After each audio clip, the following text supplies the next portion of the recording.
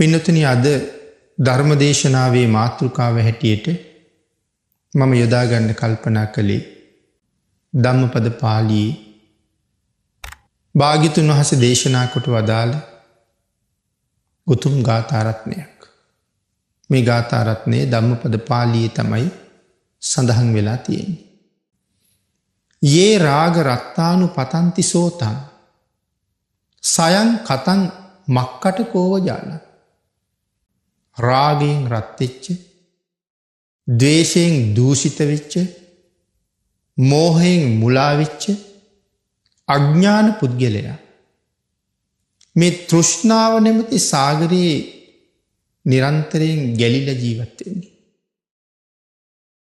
ඔහුට පුළුවන්කමක් නැහැ මේ තෘෂ්ණාවෙන් ගොඩට එන්නේ. කොයි වගේද? සයං කතං මක්කටකෝව ජාල. මෙතන මක්කටක කියලා කියන්නේ මකුළුවාට. මකුළුවා දැලක් හදන බව අපි දන්නවා. බොහෝ තැන්වල මකුළුව බැඳපු දැල් ඔය එලි මහනේ අපි දකින්නවනේ. ඉතින් මොකටද මෙයා මේ දැලක් හදාගන්නේ? ඒක තමයි එයාගේ ජීවත් වීමේ රටාව. දැලක් හදලා ඒ මකුළුවා දැලේ මැද්දට වෙලා ඉන්නවා. පළඟැටියු, තව නොයෙක් කුඩා කුඩා කෘමි සත්තු වරින් වර ඇවිල්ලා මේ දැලේ වැදෙනවා. වැදුනාම ඒ අයට යන්න බෑ. පැටලෙනවා. සතෙක් තමන්ගේ දැලේ පැටලිච්ච ගමම්ම මකුළුවා වහාම එතෙන්ට යනවා. එතෙන්ට ගිහිල්ලා තව ටිකක් අර සතා වෙලනවා. වෙලලා ඔහුට කොහොමවත් ගැලවිලා යන්න බැරි තත්වයකට පත් කරලා ඒ මකුළුවාගේ සාරය උරාගෙන බොනවා. ඒ සතාගේ සාරය බොනවා. බීලා මකුළුවා නැවත යනවා දැලේ මැද තමන් හිටපු තැනට. තවත් සතෙක් ඇවිල්ලා බැදුනහම වහාම එතෙන්ට යනවා. ඒ සතත් ආහාරයට අරගෙන මකුළුවා ආපහු සැරයක් හිටපු තැනට යනවා. එතකොට මකුළුව දැලක් දැක්කහම ඉතා විශාල කෘමිසත්තු ප්‍රමාණයක් ඒ දැලේ පැටලිලා මැරිලා දිරලා ඉන්න බව අපිට දකින්න තියෙනවා. නමුත් තාම මකුළුවා දැලේ ඉන්නවා. එතකොට දැන් මකුළුවාගේ ජීවිතයේ තියෙන්නේ මේ ප්‍රමාණය තුල. භාග්‍යතුන් වහන්සේ මේ දේශනා කරන්නේ මේ තෘෂ්ණාවෙන් බරිත වෙච්ච පුද්ගලයාගේ ජීවිතෙත් මේ වගේ එතනින් ඔබට ජීවිතයක් ඔහුට නැහැ. මෙතන තෘෂ්ණාවෙන් බරිත පුද්ගලයා කියලා සඳහන් කරන්න පිළිතෙනින් අපි හැමෝටම තමයි. අපේ ජීවන රටාවත් ඔය වගේ. අපේ ජීවත් වෙන රටාවේ අපි හදාගත්ත සැලැස්මක් තියෙනවා. පුංචි කාලේ ඉගෙන ගන්න ඕනේ. විභාග පාස් කරලා රැකියාවක් අරගන්න ඕනේ. රැකියාවෙන් ආදායම් උපයාගෙන ගෙදරක් හදා ගන්න ඕනේ. ඊට පස්සේ ආවාහයක් විවාහයක් වෙන්න ඕනේ. දරු මල්ලු හදන්න ඕනේ. යාන වාහනයක් අරගන්න ඕනේ. හොඳට කායම කාලා බීලා ජීවත් වෙන්න ඕනේ. මේ තමයි අපි හදාගත්ත රාමුව. දැන් මේ රාමුව ඇතුලේ අපේ ජීවිතේ අපි පවත්වාගෙන යනවා. ඉගෙන කියාගෙන, රැකී ආරක්ෂා අරගෙන, ගෙවල් දොරවල් හදාගෙන දැන් එතන ඉඳලා මේ ජීවන ගමන පටන් අරගෙන උදේට නැගිටලා කෙනෙක් රැකියාවට පිටත් වෙලා යනවා. තව කෙනෙක් ව්‍යාපාරික ස්ථානයට පිටත් වෙලා යනවා. තව කෙනෙක් හේනට කුඹරට පිටත් වෙලා යනවා. මේ විදිහට තම තමන්ගේ ජීවන උපාය සිද්ධ කරන නොයෙක් ක්‍රමවේදයන් හොයාගෙන ඒ අය උදේට ගෙදරින් පිටත් වෙලා යනවා. ඒ කටයුතු ඉවර කරලා හවසට ආපහු ගෙදරට එනවා. පහෝදා උදේට කරන්නේ ආපහු සැරයක් නැගිටලා කෑම හිකුත් බැඳගෙන ආයෙ සැරයක් පිටත් වෙලා යනවා. ඉගෙන ගන්න දරුවා උදේට නැගිටලා පාසලට යනවා. හවස් වෙලා ආපහු ගෙදර එනවා. පාසලේ කටයුතු ටිකක් මොනවා හරි කරනවා. නිදා ගන්නවා. පහෝදා නැගිටලා ආයි පාසල් යනවා. ඉතින් මේක නෙමෙයිද අපේ රාමුව. මේ රාමුවෙන් එහාට යන්න උත්සාහ කරන අය බොහෝම කලාතුරකින් තමයි හම්බ වෙන්නේ. ඒ අතරේ අපි මේ වගේ මොනවා හරි පින්කම් ටික උත් කරනවා. නමුත් තාම අපි තෘෂ්ණාවෙන් මිදිච්ච බවක්, මිදෙන්න උත්සාහ කරන බවක්, සංසාරය පිළිබඳව අවබෝධ කරගන්න උත්සාහ ගන්න බවක්, මේ සංසාරේ මේ විදිහේ මහා දුක්ඛන්දරාවක් තියෙනවා, මේකෙන් වහවහ මිදෙන්න ඕනේ කියන අරමුණ දැඩිව අපිට අපේ ජීවිතවල තාම නැහැ. අපි දන්නවා සසර දුකයි කියලා ඕන තරම් අපි අහලා තියෙනවා. ඒ සංසාරේ මෙන්න මේ විදිහට භයානකයි කියලා අහලා තියෙනවා. අද මිනිස්සෙක් හැටියට ජීවත් වෙන කෙනා හෙට දවසේ මැරිලා ඉහෙළ මැස්සෙක් වෙන්නත් පුළුවන්. මහ පොළොවේ ඉන්න පණුවෙක් වෙන්නත් පුළුවන්. ඊටාම පිළිකුල් සහගත තවත් ජීවිතයක් තියෙන කෙනෙක් වෙන්නත් පුළුවන්. අලියෙක් කොටියෙක් වෙන්නත් පුළුවන්. ප්‍රේතෙක් අසුරයෙක් වෙන්නත් පුළුවන්, නිරිසතෙක් වෙන්නත් පුළුවන්. ওই කාරණාව අපි අහලා තියෙනවා. සංසාරේ බොහොම භයානකයි. මිනිස්සු මැරිලා මිනිස්සුම වෙලා ඉපදෙනවා කියන නීතියක් මේ න්‍යාය තුල නැහැ. දෙවියෙක් දිව්‍ය ලෝකෙන් චුත වෙලා ආපහු දෙවියෙක්ම වෙනවා කියන නීතියක් මේ න්‍යාය තුල නැහැ. දිව්‍ය ලෝකෙන් චිත වෙච්ච කෙනා තිරිසන් ලෝකේ ඉන්න තියෙන ඉඩකඩ ඊටාම වැඩි. නිරයක උපදින්න තියෙන ඉඩකඩ ඊටාම වැඩි. එහෙමනම් මෙන්න මේ ස්වභාවය ඉක්මවලා ඉහළට යන්න වීරිය වඩන්න ඕනේ කියන කාරණාව තමයි භාග්‍යතුන් වහන්සේ දේශනා කරන්නේ. නමුත් තෘෂ්ණාවෙන් බැඳුණු සත්වයාට මෙතනින් මිදුනහම තියෙන සුවය පිළිබඳව ලොකු අවබෝධයක් නැහැ. අපිට සැපයි වාගේ තේරෙන්නේ මේක ඇතුළෙමයි. බිම්බිසාර මහරජුරෝ කියලා කියන්නේ ලෞතර බුද්ධත්වයේ ලබන්නත් කලින් මහබෝසතාණන් වහන්සේට ඊටාම ශ්‍රද්ධාවක්, මහත් ගෞරවයක් තිබිච්ච රජ කෙනෙක්. අපි පින්නතුන් අහලා තියෙනවා, දන්නවා. ගිහිගේ අභිනිෂ්ක්‍රමණය කරලා දවස් 7ක් අනුපියාඹ වනේ වැඩ ඉඳලා රජගහනුවරට තමයි පිණ්ඩපාතේ වෙන්නේ. එදා තමයි බිම්බිසාර රජුරුවන්ගේ පළවෙනි දර්ශනයේ බෝසතාණන් වහන්සේ. ඉතින් මේ පළමු දර්ශනයෙන් බිම්බිසාර මහරජුරුව තමන්ගේ මුළු රාජ්‍යෙම පූජා කරන්න කටයුතු කළා. නමුත් මහ බෝසතාණන් වහන්සේ නොබෝ දවසකින් ලැබෙන්න තියෙන චක්‍රවර්ති රාජ්‍ය අතහැරලා යන්නේ ලෞතර බුද්ධ රාජ්‍ය හොයාගෙන බව සිහිපත් කරලා රජුරුවන්ගේ ඉල්ලීම ප්‍රතික්ෂේප කරලා තමන් වහන්සේගේ අභිමතාර්ථයේ සමෘද්ධමත් කරගන්න සූදානම් වෙනකොට රජුරුව ඉල්ලීමක් කළා, ස්වාමීනි, කුමරුනි, ඔබ වහන්සේ බලාපොරොත්තු වෙන්නේ උතුම් බුද්ධ රාජ්‍ය ලබා ගත්තට පස්සේ ඉස්සරලාම මගේ රාජ්‍යයට වඩින්න කියලා. ඉතින් ඒ වගේ බුදු වෙන්නත් කලින්ම පුදුමාකාර පැහැදීමක් බෝසතාණන් වහන්සේ ගැන පවා තිබිච්ච රජ කෙනෙක් තමයි බිම්බිසාර රජුරුව. රජුරුවන්ගේ ආරාධනාවට අනුව ලෞතර බුද්ධත්වයේ ලබාගෙන අපේ බුදුරජාණන් වහන්සේ රජගහනුවරට වැඩියා. භාග්‍යතුන් වහන්සේගෙන් ධර්ම ශ්‍රවණය කරලා බිම්බිසාර මහරජුරුව අති උතුම් සෝවාන් ආර්ය මාර්ගඵලයක් ලැබුවා. රජුරුවන්ට තිබිච්ච සුන්දරම උයන, වේලුවන උයන උණගස් වලින්ම සමන්විතයි.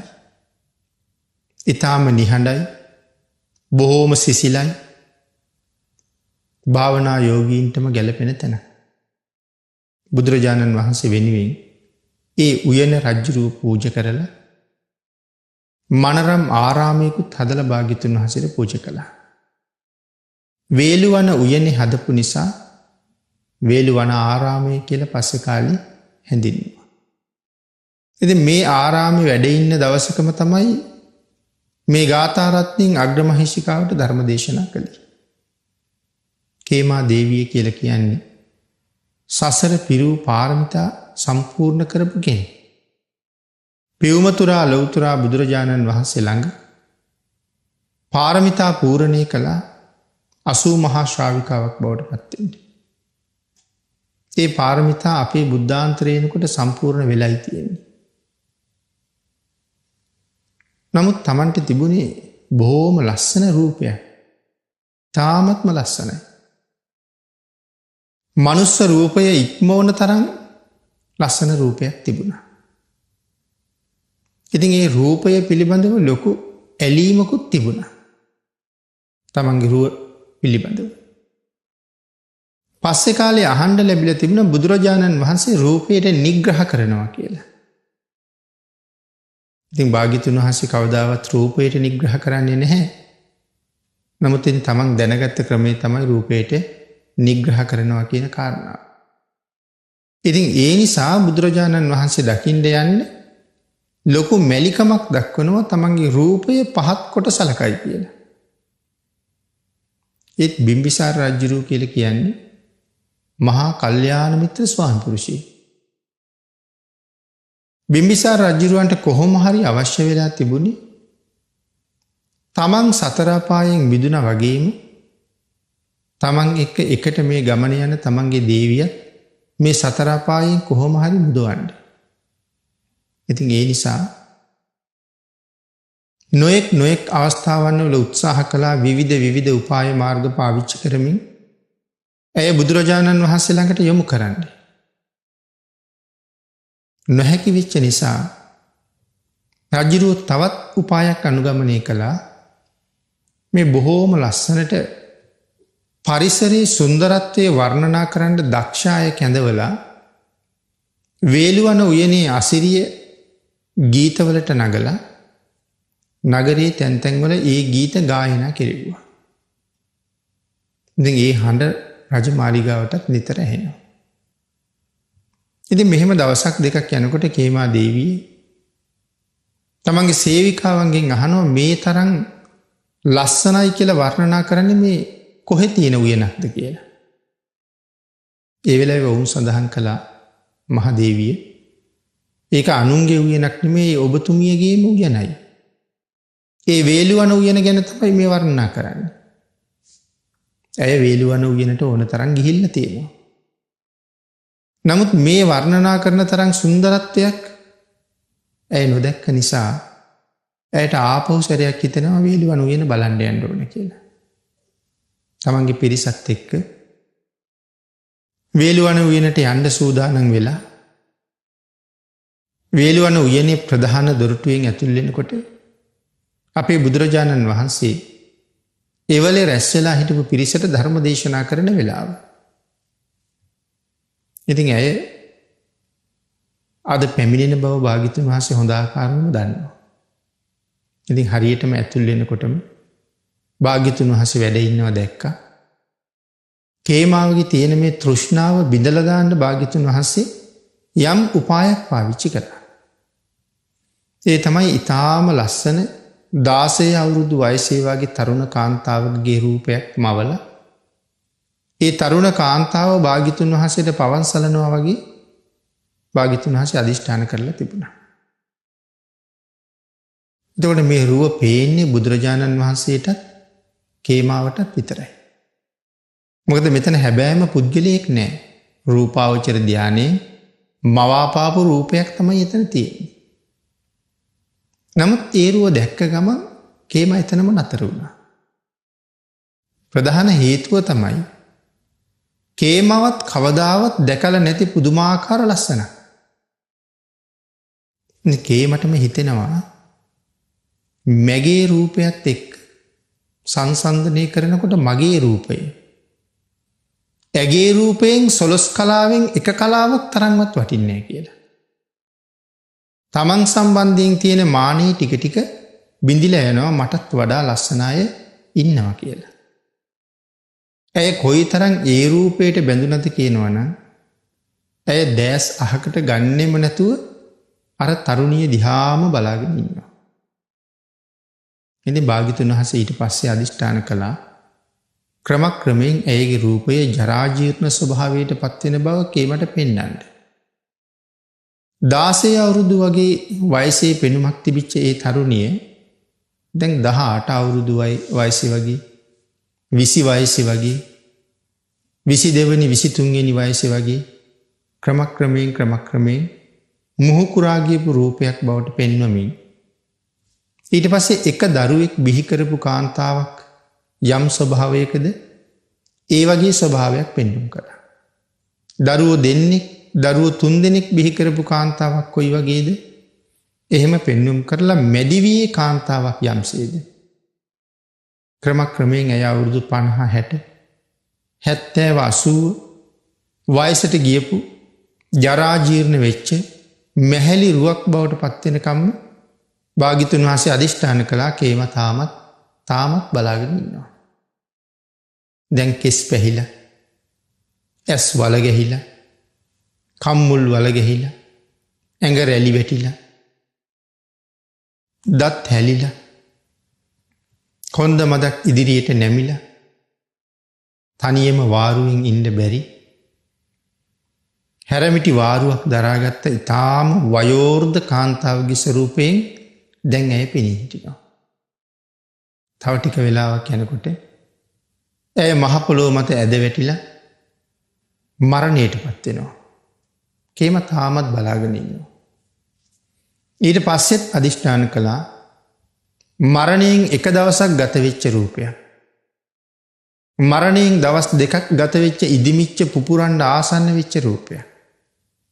තවත් දවසක් යනකොට නිල් වෙලා පුපුරලා ඕජාව වැගිරෙන මලකඳ. ඇට කෑලි ටික විතරක් සුණු විසුණු වෙලා යනකම් භාග්‍යතුන් වහන්සේ අධිෂ්ඨාන කළා කේම එතෙක්ම බලාගෙන හිටියා. ආන් ඒ වෙලාවේ අපේ බුදුරජාණන් වහන්සේ මේ කේමාවට කතා කළා. කතා කරලා කියනවා කේමයිනි ඔය රූපය ඊ타ත්ම නිසරුයි. අද පවතින රූපය කොහොමටත් හෙට පවතින්නේ නැහැ. හෙට පවතින රූපය ඊළඟ දවසට කොහොමවත්ම යන්නේ නැහැ. දවසින් දවස සත්වයා ජරාජීර්ණ ස්වභාවයට තමයි පත් වෙන්නේ. ඒ නිසා මේ රුවේ කිසිම හරයක් නැහැ කියන කාරණාව භාග්‍යතුන් වහන්සේ දේශනා කරලා මේ ශරීරයේ යථා ස්වභාවයත් කේමට පැහැදිලි කරලා දුන්නා. ඇටකෝටු 300කින් විතර නිමයි වුණ ශරීරයක්. ඇටකෝටු 300 නහරවැල් 900කින් විතර බැඳිලා. මෙතන නහරවැල් කියලා කියන්නේ කණ්ඩරාවලට. අර අපි ලේ ගමන් කරන නහරවල් කියන දේවල් ගැන නෙමෙයි මේ සඳහන් කරන්නේ.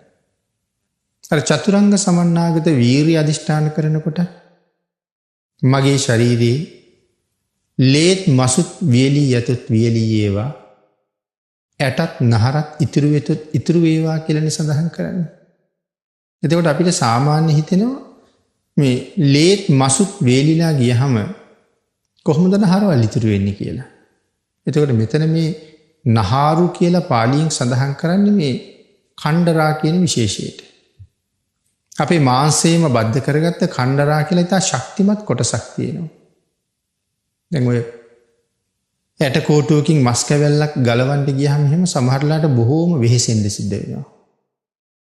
සමහරට කෙනෙකුට දතකින් හපලා අතකිනුත් අල්ලා අදින්න සිද්ධ වෙනවා ගැලවෙන්න. ඒත් අපහසුයි. ඒ මේ කණ්ඩරා නිසා. ඇටකෝටුව තදින් අල්ලගෙන ඉන්නේ මේ කණ්ඩරා නිසා. මස් දිය වෙලා වේලිලා ගිහලා අන්තිමටම ශරීරයෙන් පහවෙන කොටසක් දිය වෙන කොටසක් ඔය කණ්ඩරා කියන කොටස්. හරි ශක්තිමත්. එතකොට මෙතන නහරවැල් කියලා සඳහන් කරලා තියෙන මේ කණ්ඩරාවල් වල ඇටකෝටු 300ක් මේ නහරවැල් වලින් මනාව හිර වෙලා තද වෙලා ඒ මතින් හැම ඇටකෝටුවක්ම වැහෙන්න මස් ලියලා තියෙනවා.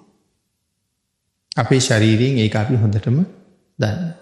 ඇඟිලි ටික කියලා කියන්නේ ඇටකෝටු කෑලි 10ක්. ඒ හැම ඇටකෝටු කෑල්ලක්ම වැහිලා මාංශයක් ලියලා තියෙනවා. ඇතුලේ කුහරයක් තියෙනවා. නමුත් මේ මාංශ ගොඩට එහෙම ඇවිදින්න බැරි නිසා ඇවිද්දොත් සත්තුන්ගෙන් සිව්පාවන්ගෙන් හරියට කරදර පැමිණෙනවා. ඒ අය මස් කඩාගෙන කන්න එන නිසා. එහෙම නැතුව අපට ආරක්ෂාවක් සැලසිලා තියෙන්නේ ඒ මතින් පොරෝලා තියෙන අමු හමක් තියෙන නිසා. මාංශයේ වහගත්ත හමක් තියෙනවා. ඒක විවිධ පාටයි. සමහර අයට අපි කියන සුදු අය කියලා. සමහර අයට කියනවා රතු අය කියලා. දැන් ලංකාව වගේ ජීවත් වෙන අයට නම් කියන්නේ මේ තලෙලළු හමක් තියෙන අය කියලා. කළු හමක් තියෙන අයත් ඉන්නවා. ඉතින් මේ හැමේ තමයි මේ පැහැය තියෙන්නේ. එතකොට අපි කෙනෙක් දිහා බලලා ඒ කෙනාට ඇලෙනවනම් බැඳෙනවනම් ඇලෙන්නේ බැඳෙන්නෙත් මේ හැමේ වර්ණයත් පදනම් කරගෙනමයි. නමුත් ඊට ඊටාම පොඩි ප්‍රමාණයකට යටින් තියෙන්නේ අර මාංශය. පුද්ගලයාගේ ශරීරය පිළිකුල් සහගතයි කියලා භාග්‍යවතුන් වහන්සේ මෙතන කේමාවට පැහැදිලි කරනවා. නමුත් බැලූ බැල්මට අපිට එහෙම බවක් පේන්නේ නැහැ. කෙනෙකුගේ අතක් අරගෙන ස්පර්ශ කරන්න කෙනෙකුට කැමැත්තක් උපදින්න පුළුවන්. කෙනෙකුගේ මුහුණ ශරීරයේ ස්පර්ශ කරන්නත් කැමැත්තක් උපදිනවා. නමුත් ඒ පුද්ගලයාගේම මුහුණේ හෝ අති තුවාලයක් තිබුණොත් ඒ තුවාලයේ ස්පර්ශ කරන්න අපිට කොහොමත් කැමැත්තක් ඇති වෙන්නේ නැහැ. ඒ සම්බන්ධයෙන් තියෙන පිළිකුල් සහගත බව. එතකොට මේ මතු පිටින් තියෙන හැමට ටිකක් යටින් තියෙන්නේ ඒ තුවාලය හා සමානම මාංශ ගොඩ. එතකොට අපි සම්පූර්ණ රැවටීමක ඉන්න බව පේනවා. මේ හැම නිසා තමයි මේ රැවටීම ප්‍රධාන වශයෙන් ඇති වෙලා තියෙන්නේ. හැමට යටින් තියෙන හැමෝම පිළිකුල් කරන ප්‍රමාණය. අභ්‍යන්තරයේ කුහරමය කොටස නොයෙක් දේවල් වලින් පිරීලා තියෙනවා. පෙනහල්ල තියෙනවා, හෘද වස්තුව තියෙනවා, ආමාශය තියෙනවා, පිත්තාශය තියෙනවා, කාන්තාවක ගෙන ගර්භාශය තියෙනවා, මහාන්ත්‍ර කුඩාන්ත්‍ර තියෙනවා. මේ වාගේ අභ්‍යන්තරයේ නොයෙක් ඉන්ද්‍රියන්ගෙන් පිරීලා තියෙන්නේ. ලේ තියෙනවා, සෙම තියෙනවා, සැරව තියෙනවා, පැසුණු ආහාර, නොපැසුණු ආහාර, මේ සියල්ලමත් මේ අභ්‍යන්තරය තුළම තැන්පත් වෙලා තියෙනවා. ඊට අමතරව භාග්‍යවතුන් වහන්සේ දේශනා කරනවා කේමයිනි මේ කයේ තියෙන අපද්‍රව්‍ය ටික බැහැර කරන්න. දිවා රාත්‍රී දෙකේම වහන්න බැරි දොරවල් 9ක් තියෙනවා. ඊට අමතරව 99000ක් රෝම කූප තියෙනවා කියලා. ඒ හැම රෝම කූපයක් රෝමයක් ගාවම ඒ තැන්වලත් දොරටුවක් තියෙනවා. රෝමය කියලා කියන්නේ දැන් ඉවත් කරන අපි රෝම කූප නැත්නම් ලෝම කියලා අපි කියනවනේ. නැතර ලෝමයයි කූපයයි කියලා කියන්නේ දෙකක්. ලෝමය කියලා කියන්නේ මතුවලා තියෙන කෙස් ගහට. කූපය කියලා කියන්නේ එය මතුවෙච්ච තැන තියෙන සිදුරට. එතකොට මේ කූප හැම එකකින්ම මේ කය තරමක් උණුසුම් වෙච්ච ගමන්ම දහදිය ගලන්න පටන් ගන්නවා. එතකොට දහදිය දුර්ගන්ධයි. ඒතර අපද්‍රව්‍ය. අභ්‍යන්තරයේ දුර්ගන්ධ බව මනාව පැහැදිලි කරන කාරණාව. එතකොට 99000ක් ලෝම කූප තියෙනවා කියලා සඳහන් කරනවා. ප්‍රධාන දොරටු 9ක් තියෙනවා. කෙනෙකුගේ මුහුණ දිහා බලලා තමයි අපි තීරණය කරන්නේ ලස්සනයි කියලා. නමුත් මේ අපද්‍රව්‍ය බැහැර කරන දොරටු 9 7ක්ම තියෙන්නේ වහගන්න බැරි තැනක. ඒ 7ම පිහිටලා තියෙන්නේ අපි බැඳිච්ච මුහුණ තුල. කන් සිදුරු 2යි. ඇස් කෙරවල් 2යි. නාස් සිදුරු 2යි. අපේ මුඛයයි. මේ ඉන්ද්‍රියන් 7න් විටින් විට ටික අපද්‍රව්‍ය බැහැර කරනවා. ටික වෙලාවක් ගත වෙනකොට යම් ප්‍රමාණයක් එකතු වෙනවා. ඇස් අගින් බැහැර කළත් අප්‍රසන්න පෙනුමක් සහිත සුදු පාට පිටි වගේ ඇස් අගින් බැහැර වෙනවා.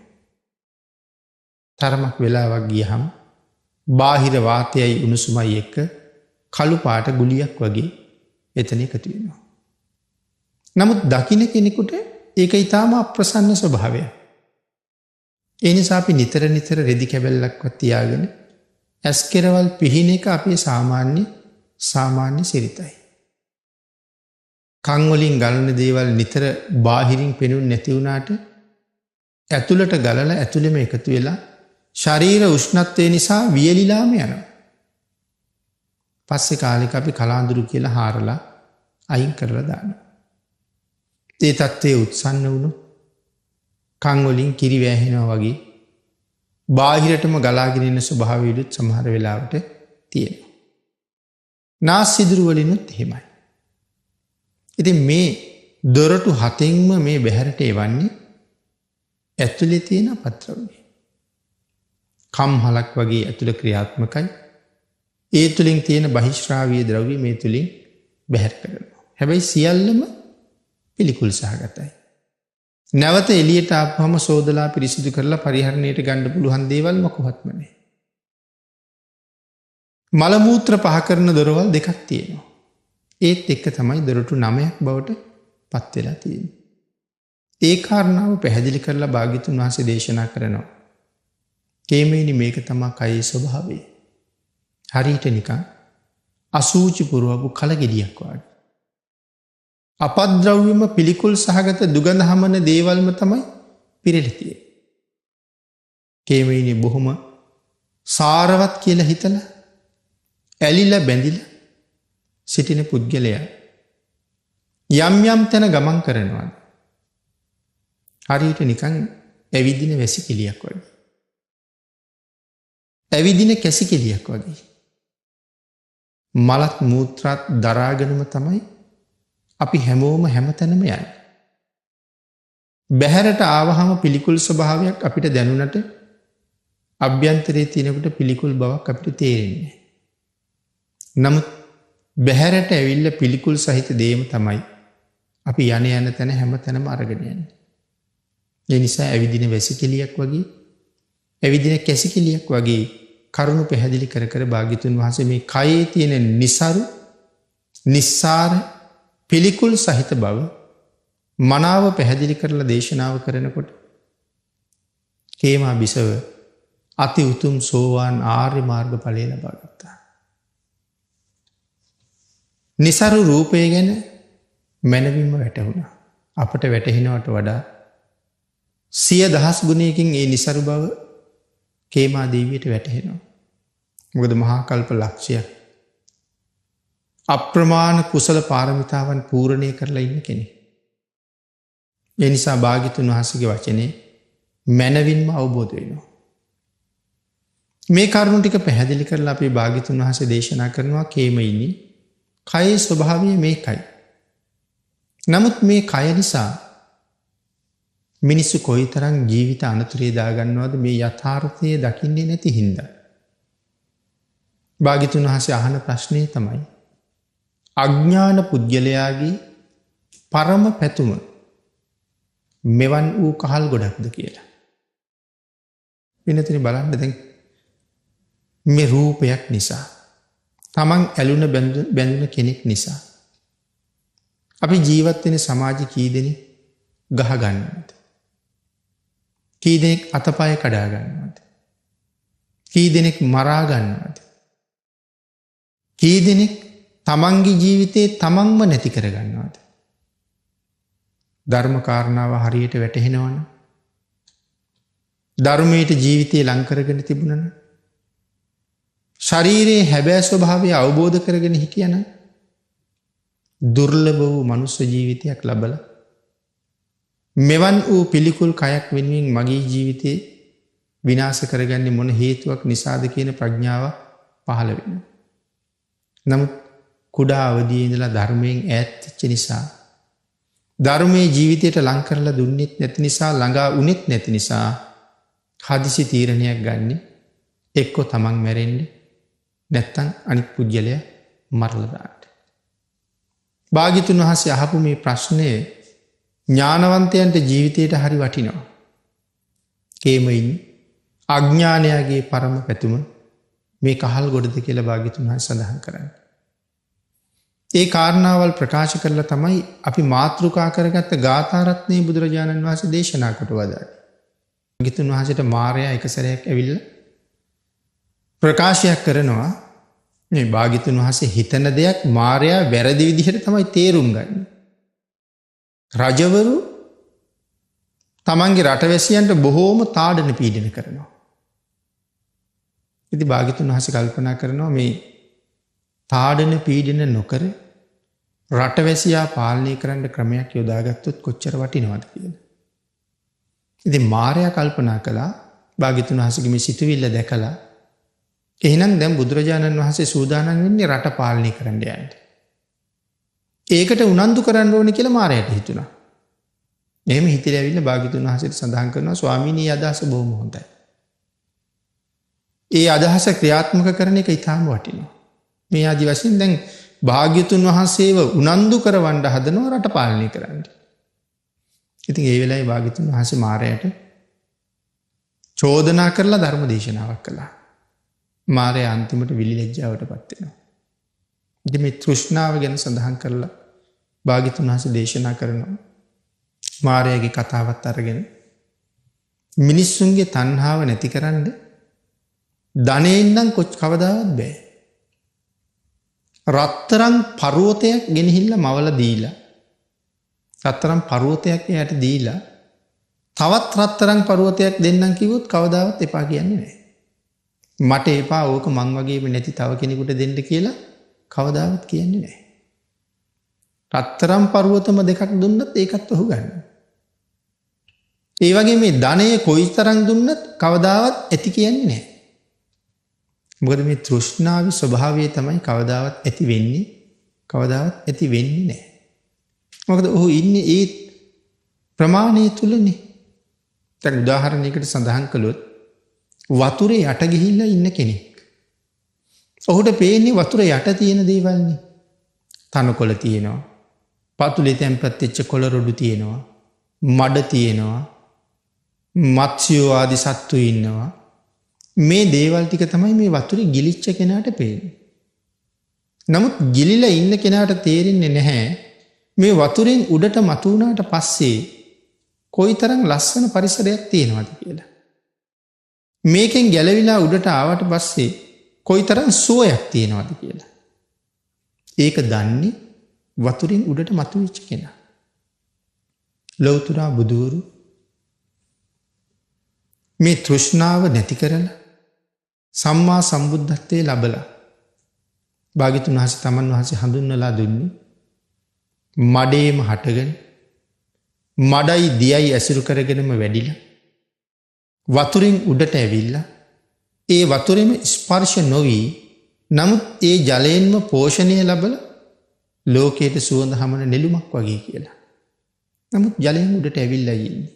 තෘෂ්ණාව මත තැවරෙන්නේ නැහැ. ජලය කියලා එතන හැඳින්වුවේ ඒ තෘෂ්ණාව. එහි තැවරෙන්නේ නැහැ. නමුත් තෘෂ්ණාවෙන් පිරිච්ච සමාජයෙන්ම තමයි භාග්‍යතුන් වහන්සේ පෝෂණය වෙන්නේ. මේ ස්වභාවයත් එක්කම. නමුත් දැන් අර උඩට ආපු මල කොයිතරම් සුන්දරද, කොයිතරම් සුවඳද, කී දෙනෙක් කැමතිද? ඒ වගේ වතුරෙන් උඩට මතුවෙච්ච කෙනාට තියෙන සුවය වතුර යට ඉන්න කෙනාට තේරෙන්නේ නැහැ වගේ.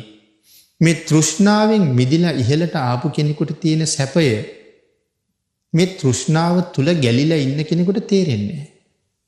නිබ්බාණං පරමං සුඛං කියන වචනේ භාග්‍යතුන් වහන්සේගේ ශ්‍රී මුඛයෙන්ම දේශනා කරලා තිබුණා. අපිට හිතින්නේ නිවනේ කොහෙද සැපයක් කියලා.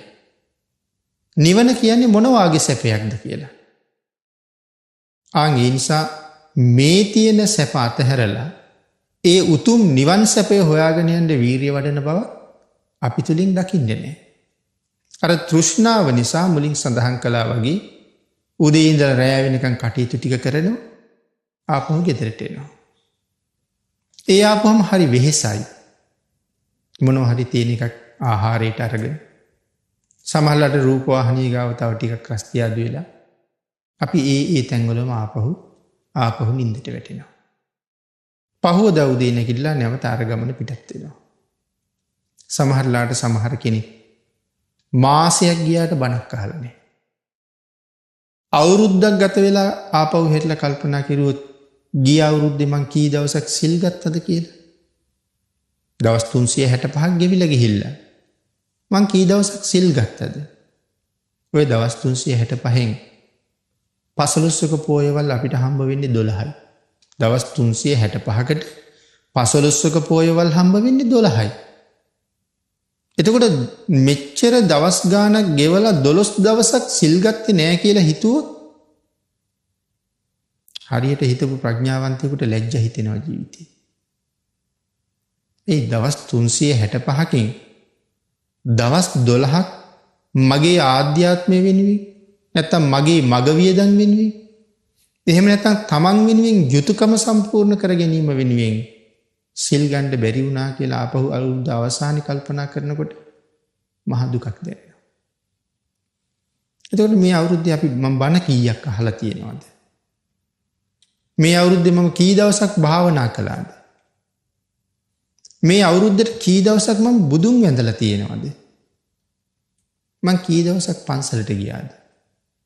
මං කී දවසක් මලු පෙත් මං යමදුවාද? බුද්ධාන්තරයක ලැබෙන උතුම් මනුස්ස ජීවිතය මොනතරම් වටිනවද කියන කාරණාව වචන වලින් කියන්න බැරි තරම්. මහ බෝසතාණන් වහන්සේ ගංගාරෝහණ පූජාව ඉවරුණාට පස්සේ භික්ෂුන් වහන්සේලා ඇහුවේ ස්වාමීනි මේ තරම් උත්තම උපහාරයක් මිනිස්සු නාගයෝ දෙවියෝ සියලු දෙනාම එකතු වෙලා භාග්‍යතුන් වහන්සේට කරන්න සංසාරේ කොයි තරම් පින් කරන්න ඇද්ද කියලා. නමුත් සඳහන් කළේ මහණෙනි මම කරගත්ත චූටි පින්කමක අතුරු ඵලයේ තමයි ওই විපාක දුන්නේ කියලා. ප්‍රධාන ඵලය නෙමෙයි නිස්සන්ද ඵලයේ විපාක දුන්නේ. එතකොට භාග්‍යතුන් වහන්සේ දේශනා කළා අනපෙක්ඛිනෝ සබ්බ දුක්ඛං පහය. ඥානවන්තයා අපේක්ෂා රහිතව සියලු දුක් වහවහ ප්‍රහාණය කරනවා. එතන මෙතන මොනවද මේ සබ්බ දුක්ඛ නැත්නම් සියලු දුක් කියලා සඳහන් කරලා තියෙන්නේ? ජාති දුක, ඉපදීම දුකයි. ඒ කාරණාව භාග්‍යතුන් වහන්සේ අභිධර්ම පිටකේ ඊටාම ගැඹුරින් පැහැදිලි කරලා තියෙනවා. ඉපදීම දුකයි කියන කාරණාව. පින්නතන ඒක විස්තර කරනකොට මේ ඉපදීම මාත්‍රේම දුකක් නෙමෙයි. නමුත් මාතෘ ගර්භයේ විඳින්න තියෙන දුකක් භාග්‍යතුන් වහන්සේ වෙනම පෙන්වුම් කරලා තියෙනවා.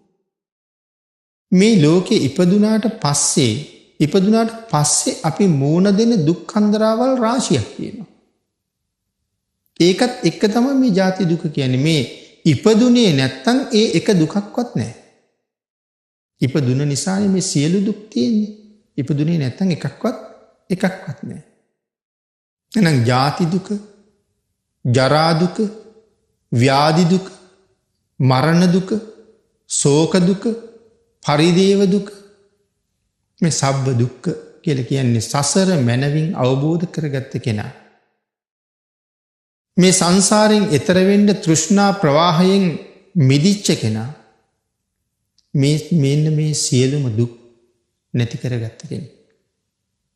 මේ කාරණා ටික දක්වලා සංසාරේ තියෙන දුක මනවින් පිළිබිඹු කරලා භාග්‍යතුන් වහන්සේ ධර්ම දේශනා කරාම කේමා දේවී තමන්ගේ ජීවිතයට තමන් කරගත යුතු ඒ මහත් වූ සාධාරණේ සම්පූර්ණ කරගත්තා. බිම්බිසාර මහරජුරු අවසර දෙනවා කේමට පැවිදි වෙන්න. කේමා දේවිය පැවිදි වෙලා මහා කල්ප ලක්ෂයකට කලින් තමන් බුදුන්පත් කරගන්න ප්‍රාර්ථනා කරපු පාරමිතා පුරපු ඒ උතුම් ඵලයන් ගෞතම සම්මා සම්බුද්ධ ශාසනය තුල මනවින්ම සම්පූර්ණ කරගත්තා. ජීවිතයේ මනා තතු අවබෝධ කරගත්තෙත් භාග්‍යතුන් වහන්සේගේ දේශනාව නිසා. ලෞතර බුදුරජාණන් වහන්සේ දේශනා කොට වදාළ ඒ උතුම් වූ ශ්‍රී සද්ධර්ම රත්නය තවම මේ විශ්වය තුළ එලෙසින්ම නිර්මලව ජීවමානව පවතිනවා. අපි හැමෝටමත් අපේ ජීවිතවලට ඒ ධර්මය එකතු කරගෙන ධර්මානුධර්ම ප්‍රතිපදාවට අනුකූලව අපි මේ ජීවත් වෙන පංචකාමයෙන් පිරිච්ච තෘෂ්ණා ජාලයෙන් මිදිලා මේන් ඔබට තියෙන හැබෑ සුන්දරත්වයේ අත්විඳින්න මේ ධහම තාමත් අපිට මඟ හදලා දෙනවා.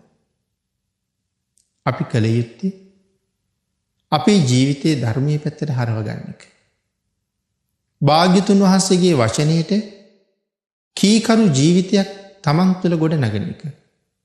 තවත් විදිහකට සඳහන් කළොත් බුදුරජාණන් වහන්සේට කීකරු වෙච්ච හැබෑම ශ්‍රාවකෙක් බවට පත් වෙච්ච දවසට අපිට මේ තෘෂ්ණා ජාලයෙන් මිදිලා මේ සංසාරයෙන් එතර යන පාර මනාව විවෘත කරගන්න පුළුවන්.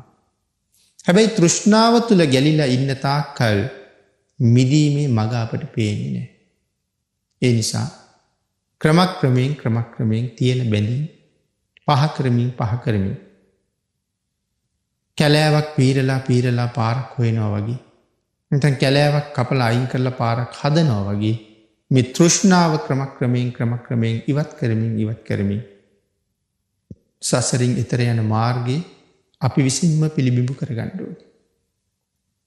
එවන් උතුම් කාරණාවක් තුලින් සදාකාලික දුකින් නිදහස් වෙන ඒ උතුම් නිර්වාණ මාර්ගයේ විවෘත කරගෙන ඒ නිවන් මඟ තුල ගමන් කරන්න තුනුරුවන්ගේ ආශිර්වාදයෙන් සියලු දෙනාටම ශක්තිය, ධෛර්යය, වාග්ය, වාසනාව උදා වේවා කියලා ආශිර්වාද කරනවා.